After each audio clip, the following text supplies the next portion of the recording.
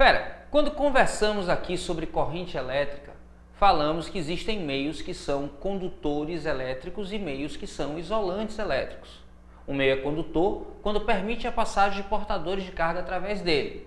Mas atenção, fera, dizer que um meio é condutor não é o mesmo que dizer que não existe dificuldade na passagem dos portadores de carga. Na verdade, sim, existe. E o que acontece é que alguns materiais são melhores condutores e outros são piores condutores. E que para que haja a passagem dos portadores é preciso gasto de energia. É preciso transformar energia. E existe para cada meio uma característica chamada resistência elétrica que nos dá uma ideia da dificuldade que os portadores de carga têm para irem de um ponto a outro dentro do condutor. Quanto maior é a resistência elétrica do condutor, maior é a dificuldade da movimentação dos portadores de carga. Então eu preciso, para estabelecer corrente nesse condutor, de uma maior diferença de potencial. Ou, se eu tenho a mesma diferença de potencial, nos condutores com maiores resistências eu vou ter uma corrente menor.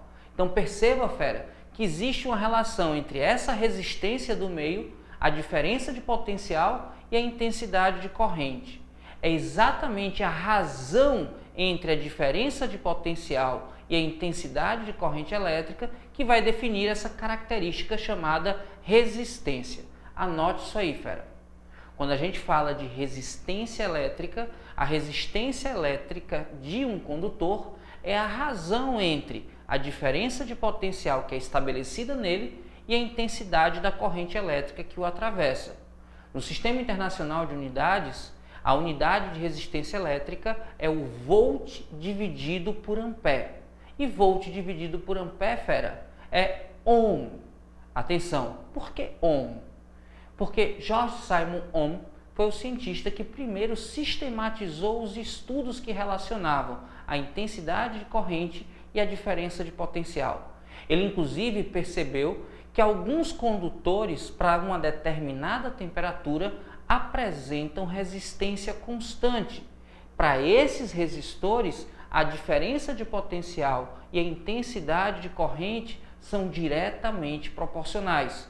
Isso é o que a gente chama de lei de Ohm. Anota aí, fera. Tudo que a gente tem que fazer é mudar a posição na definição de R. Veja que R é U sobre I. Reescrevendo, o que é que a gente tem?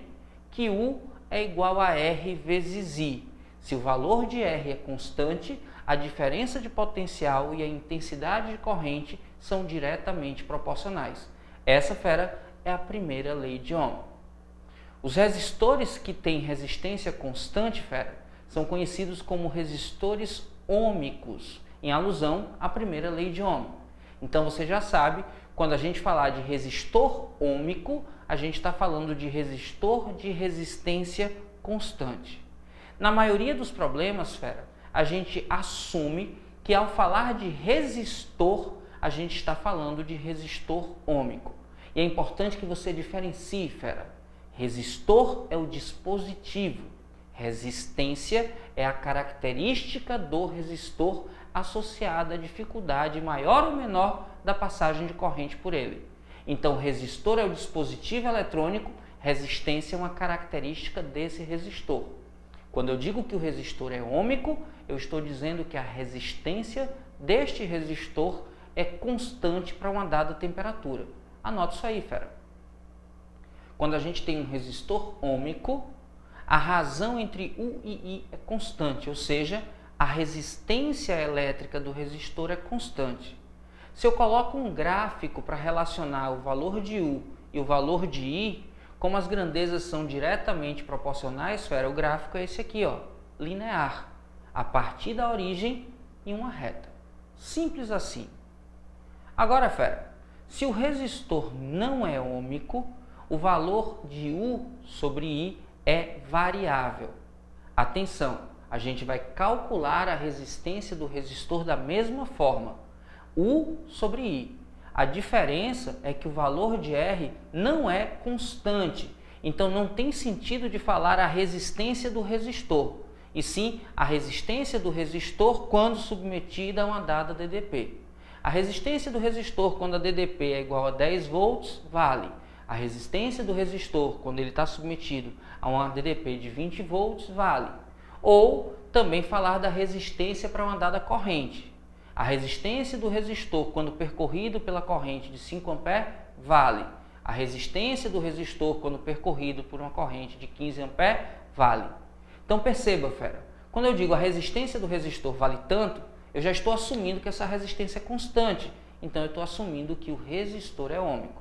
Agora, quando eu falo a resistência do resistor para um dado valor, ou de DDP ou de corrente, eu estou dizendo que naquele valor de resistência eu tenho uma relação entre U e I que pode ser determinada, mas que essa razão não é constante para todas as situações. Como é que a gente vê isso no gráfico? Muito simples, fera. A gente pode ter dois tipos de gráfico. Acompanhe esse primeiro. Perceba que o valor de U está crescendo mais rápido que o valor de I, por isso que ele inclina para cima. O que é que significa isso, fera? Significa que o resistor não é ôhmico e que a resistência do resistor está aumentando. Se o gráfico inclina para cima, a resistência do resistor está aumentando. Nesse outro gráfico, fera, perceba que eu tenho uma curva também. Isso significa que o resistor não é ôhmico, mas neste caso a corrente cresce mais rápido do que a DDP. O gráfico faz uma curva inclinando para o lado horizontal. Isso significa, fera, que a resistência está diminuindo. Então, nesse segundo gráfico, o resistor tem resistência variável e ela está diminuindo. Em todos os casos, fera, resistor ôhmico ou resistor não ôhmico em que há aumento ou resistor não ôhmico em que há diminuição, a resistência é determinada pelo valor de U por I. Simples assim, fera. O valor da resistência elétrica de um resistor, sendo ele ôhmico ou não, em cada ponto do gráfico é determinado pela razão entre a DDP e a intensidade de corrente.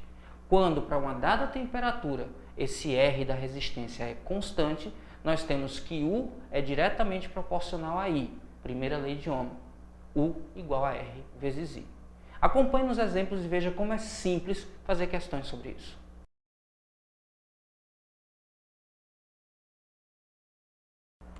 Olha aí, fera, dá uma lida com calma, veja que ele dá o valor da DDP em função da intensidade de corrente, U igual a 5 vezes I ao quadrado.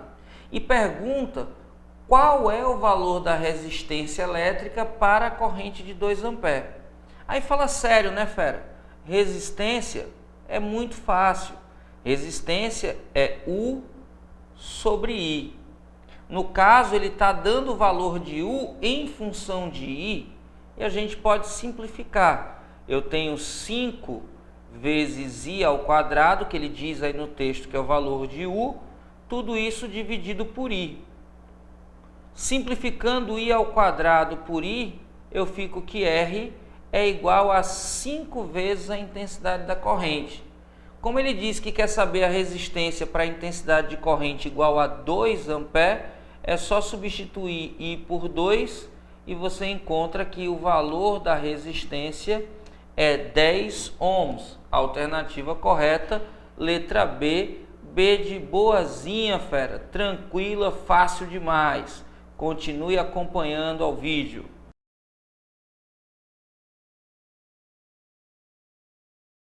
Olha aí, fera, dá uma olhada no gráfico. Veja que você tem aí corrente relacionada com diferença de potencial. A intensidade de corrente e a diferença de potencial se relacionando de forma linear. O que é que isso significa, fera? Isso significa resistência constante. Ora, então a gente está representando aí um resistor ôhmico, fera. Olha só o cuidado, R é igual a U sobre I. E essa razão, fera, é constante.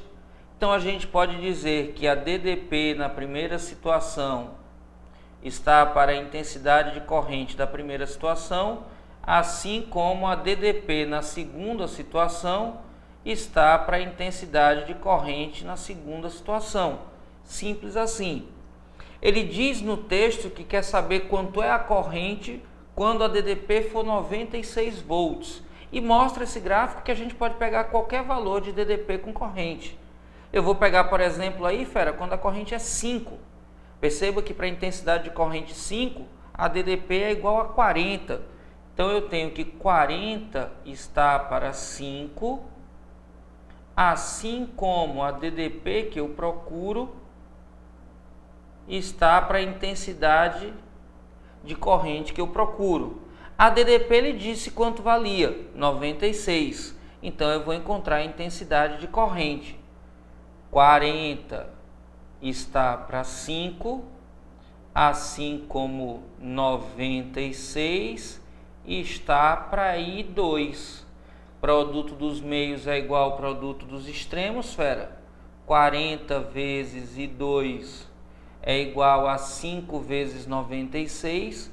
Isso dá 480, confere aí, fera.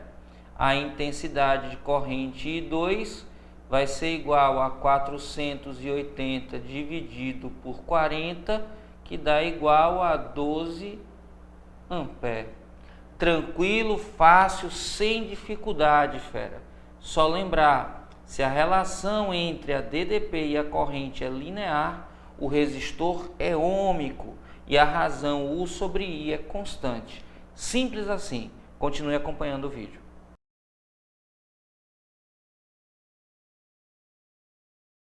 Fera, dá uma olhada no texto.